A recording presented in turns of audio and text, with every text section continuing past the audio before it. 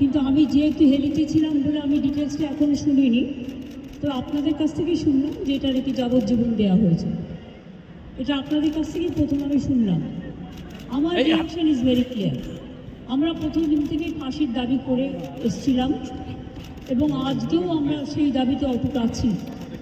কিন্তু আদালতের রায় ন্যাচারালি এখন সবাই মিলে কি বলবেন আমি জানি না, বাট আমার কথা আমি বলতে পারি বা আমার দলের বক্তব্য যেটা হচ্ছে, আমরা 3টে কেসে আপনারা দেখেছেন 54 দিন থেকে 60 দিনের মধ্যে আমরা ফাঁসি অর্ডার করিয়ে দিয়েছি। কিন্তু আমি জানি না এটা একটা সিরিয়াস কেস এবং এটা নিয়ে ফাঁসি দাবি আমাদের সবার ছিল। সেক্ষেত্রে বিচারের রায় নিয়ে আমি আমার কথা বলতে পারি। আমরা এটাই বলেছিলাম, আমাদের হাতে এই কেসটা থাকলে আমরা কিন্তু অনেক দিন আগেই ফাঁসির অর্ডার দিয়ে দিতে পারতাম, ফাঁসির অর্ডার করে দিতে পারতাম।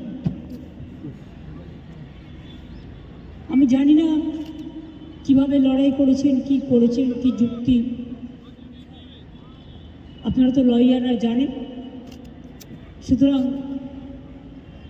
ডিটেলসটা তো আমি জানি না, ডিটেলসটা তো সিবিআই করেছে এবং আমাদের হাত থেকে তো কেসটা ইচ্ছা করে কেড়ে নিয়ে চলে গেল।